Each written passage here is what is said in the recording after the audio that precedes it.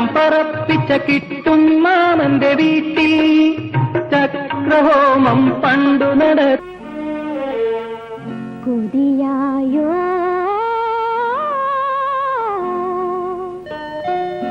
കണ്ണീർ മഴയത്ത് ഞാനൊരു ചിരിയുടെ കുട ചൂടി, നോവിൻ കടലിൽ മുങ്ങിത്തപ്പി മുത്തുകൾ ഞാൻ വാരി, മുള്ളുകളെല്ലാം. മലയാളത്തിലെ ഒരു പ്രത്യേക ഒരു കൂട്ടുകെട്ടുണ്ടായിരുന്നു. അത് മലയാള സിനിമാ വേദിക്ക് ഒരിക്കലും മറക്കാൻ പറ്റാത്തൊരു കൂട്ടുകെട്ടാണ്. നമ്മുടെ ഹോളിവുഡിലെ ലോറൽ ആൻഡ് ഹാർഡി നമ്മളെല്ലാം കണ്ടു കാണും. അതേ കണക്കൊരു ടീമാണ് മലയാളത്തിൽ ബാസി ബെഹദൂർ. ഈ ദ്വന്ദ്ങ്ങൾ സൃഷ്ടിച്ച കോമഡി കൗണ്ടറുകൾ മലയാളികൾക്ക് ഒരിക്കലും മറക്കത്തില്ല. അവർ രണ്ടുപേരും ചേർന്നാൽ വിതരണക്കാരും പറയും ബാസിയും ബെഹദൂറും ഉണ്ടോ എന്ന് ചോദിക്കും. അവർ തമ്മിൽ ഇംപ്രൂവൈസ് ചെയ്ത് തന്നെത്താൻ ഉണ്ടാകുന്ന ഹാസ്യങ്ങളിലൂടെ മലയാളികൾ ഒരുപാട് പൊട്ടിച്ചിരിച്ചിട്ടുണ്ട്. അങ്ങനെ നമ്മൾ ബാസിയെ പറ്റി പറഞ്ഞു കഴിഞ്ഞാൽ ബെഹദൂറിനെ പറ്റിയും പറയാതെ മുന്നോട്ട് പോകാൻ പറ്റത്തില്ല. ബെഹദൂർ കൊടുങ്ങല്ലൂരാണ് ജനിച്ചത്. അദ്ദേഹത്തിൻ്റെ അച്ഛൻ കൊച്ചു മൊയ്തീൻ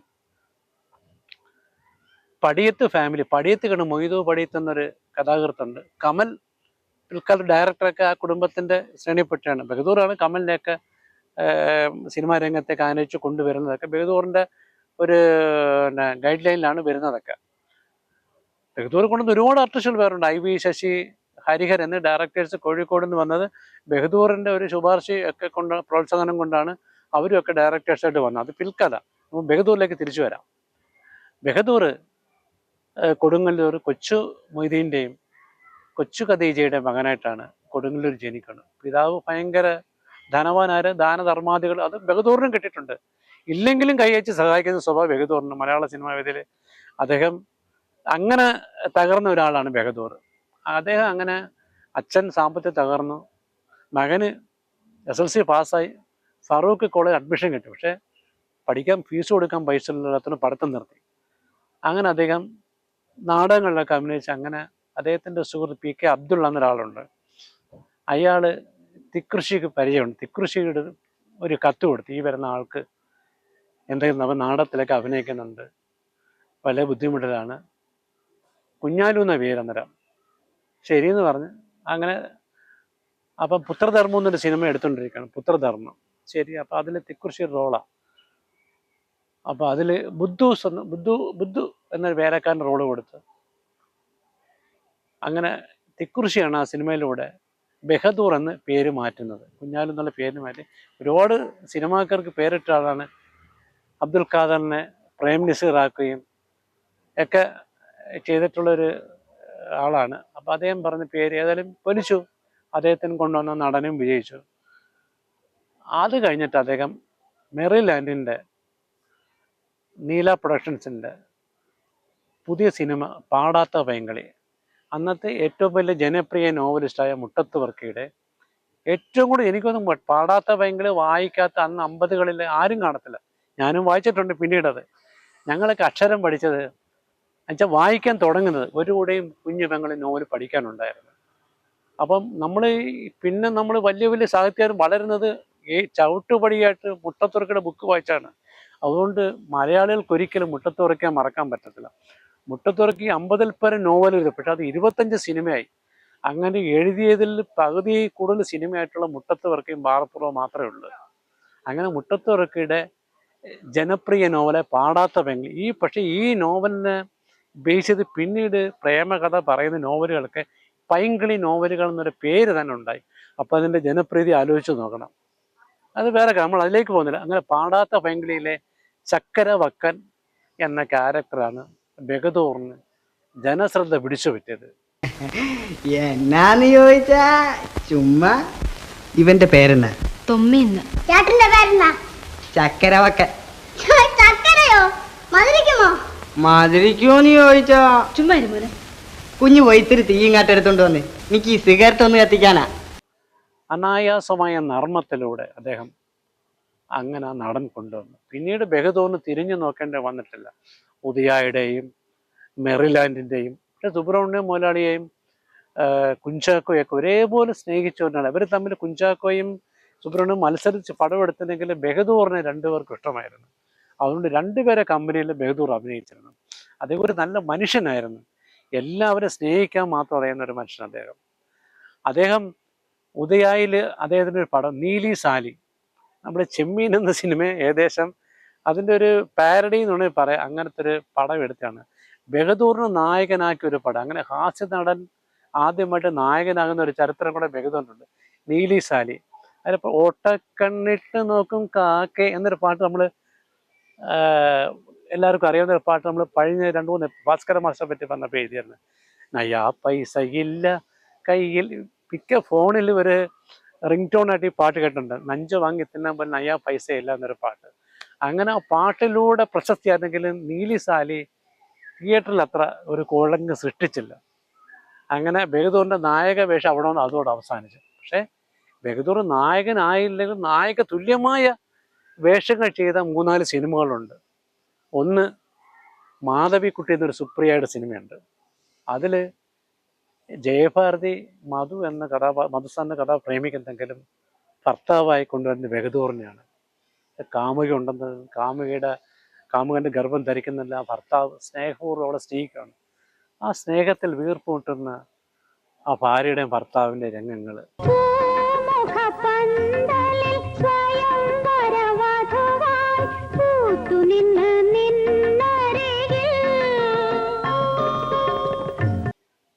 അതേപോലെ കലിയുഗത്തിൽ അദ്ദേഹത്തിന് ഒരു കഥാപാത്രമുണ്ട്. അദ്ദേഹം പാടുന്ന പാട്ടാണ് ചോറ്റാനിക്കര ഭഗവതി വാഴും നാട്ടിൽ. ചുട്ട കോഴിയെ മാനം പറപ്പിച്ച കിട്ടും മാമന്റെ വീട്ടിൽ ചക്രഹോമം പണ്ടു നടത്തിയ ചിത്രത്തറവാട്ടിൽ. മഞ്ജുലാസിന്റെ സിനിമകളിലൊക്കെ ബഹദൂറിന് നല്ല റോളാണ്. കടൽപ്പാലം സിനിമയുണ്ട്, സത്യൻ ഡബിൾ റോൾ അച്ഛനും മകനെ. അതിൽ നാരായണ കൈമളുടെ മനസാക്ഷി സൂക്ഷിപ്പുവാനാണ് ബഹദൂറിൻ്റെ ക്യാരക്ടർ. അപ്പം ഈ സത്യന് കണ്ണ് കാണാൻ പറ്റത്തില്ല. അപ്പോൾ അദ്ദേഹം ഭയങ്കര കർശനക്കാർ ചിട്ടയാണ്. അച്ഛൻ പറഞ്ഞതിനപ്പുറം, അതാണ് കടൽപ്പാലം എന്നുള്ള പേര്. അദ്ദേഹം പറയുന്ന വാക്കുകളെ അനുസരിക്കുക, വേറെ ആരും അനുസരിക്കരുത്. എതിർക്കുന്നവരൊക്കെ പുറത്ത്. അങ്ങനെ ഒരു ക്യാരക്ടറാണ്. അപ്പോൾ ഒരു സമയം വെച്ച് അദ്ദേഹത്തിന് കണ്ണിൻ്റെ അസുഖം മാറി, അദ്ദേഹത്തിന് കണ്ണ് കാണാം. പക്ഷേ അദ്ദേഹം തന്നെ തീരുമാനം എടുക്കുന്നു, ഞാൻ കണ്ണ് കാണാത്ത അഭിനയിക്കുമ്പോൾ എനിക്ക് മക്കൾ നടത്തുന്ന കള്ളത്തരങ്ങൾ കണ്ടുപിടിക്കാൻ പറ്റുമെന്നല്ലേ ഈ അസിസ്റ്റന്റിനോട് പറയുവാണ്. എടാ നീ പറയരുത്, എനിക്ക് കണ്ണ് കാണാൻ പറ്റും. ശരി, പക്ഷേ ഈ മക്കൾ കാണിക്കുന്നതും അപ്പം ഈ അദ്ദേഹത്തിൻ്റെ മകളെന്നും പറഞ്ഞുകൊണ്ട് ഈ ഏറ്റവും സ്നേഹിക്കുന്ന മകൻ ഉമ്മറിൻ്റെ കാമുകയെ കൊണ്ട് മകളെ കൊണ്ട് പാട്ട് പാടിക്കുന്നു, നൃത്തം ചെയ്യിക്കുന്നുണ്ട്. അപ്പോൾ ഇതറിയാം. അപ്പോൾ ഈ പാട്ട് പാടാൻ നേരത്ത് അവിടെ ചെന്ന് അടി കൊടുക്കണമെന്നുണ്ട്. പക്ഷേ ഈ പാട്ട് കേട്ടുകൊണ്ടിരിക്കാൻ നേരം പാട്ടിൻ്റെ ഇടയിൽ കൂടെ സത്യൻ അങ്ങോട്ട് ചെല്ലുമ്പോൾ ഉമ്മർ പറയും കണ്ണെന്ന് പറയുന്ന സീനുണ്ട്.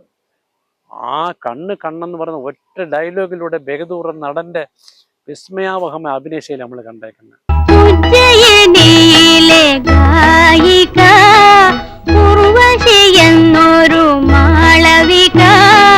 ശില്പികൾ തീർത്ത കാളിദാസന്റെ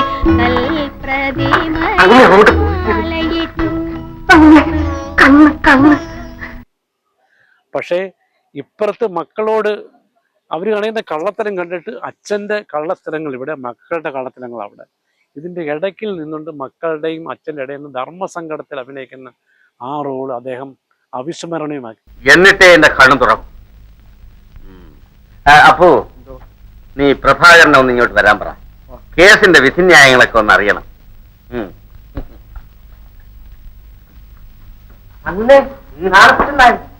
കാബാലിക, NN പിള്ളയുടെ പ്രശസ്ത നോവലാണ് കാബാലിക.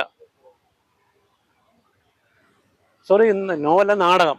അത് കേരളത്തിൽ അങ്ങോളം ഇങ്ങോളം പ്രശസ്തിയായിട്ട് അങ്ങനെ അത് നമ്മുടെ ക്രോസ് ബെൽറ്റ് മണി സിനിമയാക്കി.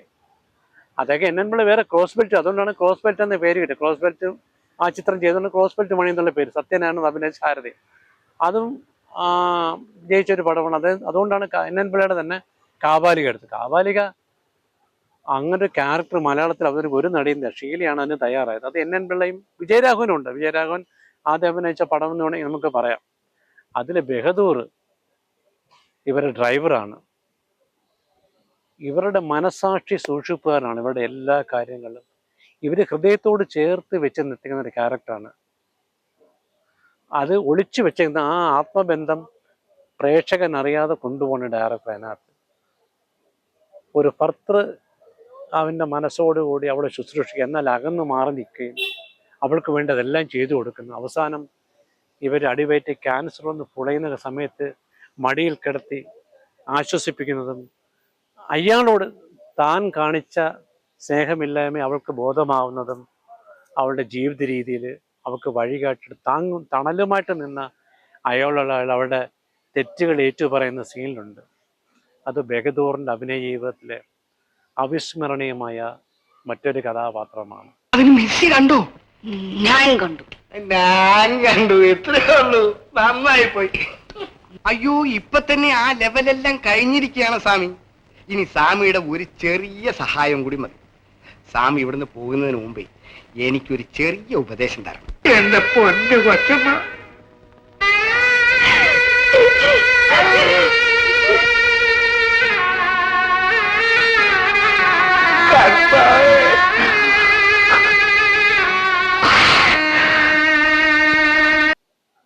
അങ്ങനെ നമ്മൾ ഓരോ കഥാപാത്രങ്ങൾ എടുത്തു നോക്കുമ്പോഴും ബെഹദൂറിൻ്റെ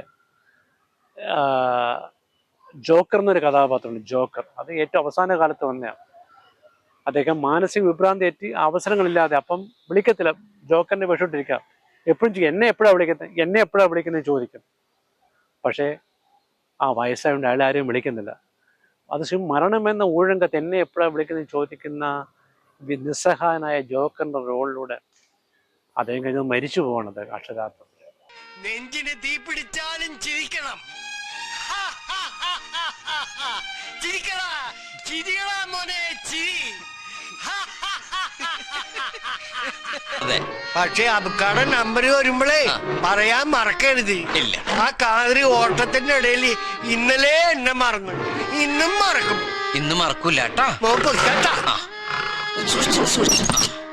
എന്തിനാ പൂക്ക ബഹളം ഉണ്ടാക്കണേ? മോളെ, ഇവരെല്ലാവരും എന്നെ പറ്റിക്കുക. ബാബു എന്നെ പറ്റിക്കുക. അവൻ എന്റെ മോനല്ലേ, ഞാനല്ലേ അവനെ കളി പഠിപ്പിച്ചത്. അവൻ എന്നെ പറ്റിക്കാവും. ഈ ബെഹദൂർ ഒരു നടൻ മാത്രമല്ല, അദ്ദേഹം ഒരു പ്രൊഡ്യൂസറും കൂടാണ്. കാര്യം അദ്ദേഹം പൈസ ഉണ്ടായിട്ടല്ല, തൻ്റെ ആത്മാർത്ഥ സുഹൃത്ത് സഹായിക്കാൻ വേണ്ടിയാണ്.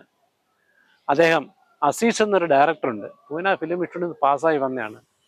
അദ്ദേഹം ഒരു പടമെടുത്ത് മാൻപേട എന്നൊരു പടം ബക്കറിൻ്റെ ഒക്കെ സഹകരണത്തിൽ എടുത്തതാണ്. അതിന് സാമ്പത്തിക സഹായം ചെയ്തത് ബെഹദൂറാണ്. 2 ദിവസം തിയേറ്റർ ഓടിയേണ്ടതും സുഹൃത്തുക്കൾക്ക് വേണ്ടി ഒരു പ്രൊഡ്യൂസറായത് ബെഹദൂറാണ്. അദ്ദേഹത്തിൻ്റെ മഹാമനസ്കത തന്നെ വളർത്തിയ മലയാള സിനിമയ്ക്ക് പുതിയ പരീക്ഷണങ്ങളുമായിട്ട് ഒരു ചെറുപ്പക്കാർ അദ്ദേഹം നിർലോഭം സഹായിച്ചിരുന്നു. അതാണ് ബെഹദൂറിൻ്റെ മറ്റൊരു മുഖം. അങ്ങനെ അദ്ദേഹം മാൻപേട എന്നൊരു സിനിമ ബക്കറിനെയൊക്കെ സഹായിക്കാൻ വേണ്ടി, അസീസിനെയൊക്കെ സഹായിക്കാൻ വേണ്ടി എടുത്തായിരുന്നു. പിന്നീട് അദ്ദേഹം വേറെ വല്ലാത്ത പക എന്നൊരു സിനിമയ്ക്കും അദ്ദേഹം വേണ്ട സാമ്പത്തിക സഹായം, അത് രണ്ടും പൊളിഞ്ഞു പോയെങ്കിൽ പിന്നെ ആ പടത്തിൻ്റെ നഷ്ടം നികത്താൻ വേണ്ടി അദ്ദേഹം ഇതിഹാസം ഒരു വിതരണ കമ്പനി തുടങ്ങി. അതാണ് സിന്ദൂരച്ചപ്പ് എന്നൊരു സിനിമ യൂസഫ് അലി കഴിച്ചെടുത്ത് അത് വിതരണം ചെയ്തെടുത്ത് ആ നഷ്ടം നികത്താൻ പറ്റും. അത് ഭയങ്കര വിജയമാണെങ്കിലും പിന്നീട് വന്ന അതൊക്കെ ഇതിഹാസ് പിക്ചേഴ്സ് കടം കൊണ്ട് അത് പൂട്ടേണ്ടി വന്നു അദ്ദേഹം. അങ്ങനെ ഒരു കഥയും കൂടെ ഉണ്ട് അദ്ദേഹത്തിന്. പിന്നെ ഒരുപാട് നിർമ്മാതാക്കൾക്ക് അത് മദ്രാസിലെ മാർവാടികളാണ് പൈസ കൊടുക്കുന്നത്. മാർവാടികൾ പണം കടം കൊടുക്കുന്ന ആരെങ്കിലും ഒരാൾ ഗ്യാരണ്ടി വേണം. ബെഹദൂറാണ് മിക്കവർക്കും ഗ്യാരണ്ടി നിൽക്കുന്നത്. ഒരുപാട് ചെറിയ നിർമ്മാതാക്കളെ കൈപിടിച്ചുയർത്തിക്കൊണ്ടുവന്ന് പിന്നീട് അവരത് കൈമലർത്തും. അങ്ങതിനൊക്കെ ഗ്യാരണ്ടി ആയിട്ട് നിന്ന് ഒരുപാട് പൈസ സുഹൃത്തുക്കൾക്ക് വേണ്ടി കളഞ്ഞ്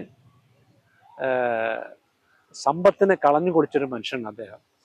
അതിനും വേണ്ടി അദ്ദേഹം ഒരു മലയാള സിനിമയ്ക്ക് വേണ്ടി ബ്ലാക്ക് ആൻഡ് വൈറ്റ് ലാബ് തുടങ്ങി തിരുവനന്തപുരത്ത്. അതെല്ലാം തുടങ്ങി പണി പൂർത്തിയാക്കി വന്നപ്പോഴാണ് ഒന്ന് അറിയുന്നത് മലയാള സിനിമ കളറിലേക്ക് മാറി. എന്ത് ചെയ്യാൻ പറ്റും? ഒന്നും ചെയ്യാൻ പറ്റത്തില്ല. അങ്ങനെ ഒരു നഷ്ടം സഹിച്ചു. അങ്ങനെ ഒരു ക്യാരക്ടറായിരുന്നു അദ്ദേഹത്തിൻ്റെ. അപ്പം മലയാള സിനിമ അദ്ദേഹം ഒരു നടൻ മാത്രമായിരുന്നില്ല, ഒരു നിർമ്മാതാവായിരുന്നു, ഒരു വിതരണക്കാരനായിരുന്നു, പ്രോസസ്സിംഗ് ലാബിൽ. അങ്ങനെ മലയാള സിനിമയുടെ ഏത് രംഗത്തും അദ്ദേഹം നിന്ന് മലയാള സിനിമയിൽ തനിക്കെന്തായാലും സംഭാവന ചെയ്യാന്നുള്ള അദമ്യമായ ആഗ്രഹം കൊണ്ട് മലയാള സിനിമയെ കൂടെ ചേർത്ത് നെഞ്ചോട് ചേർത്ത് വെച്ച തനിക്ക് കിട്ടിയതൊക്കെ മലയാള സിനിമയ്ക്ക് തന്നെ തിരിച്ചു നൽകിയ ഒരു നടനും കൂടിയാണ് ബഹദൂർ.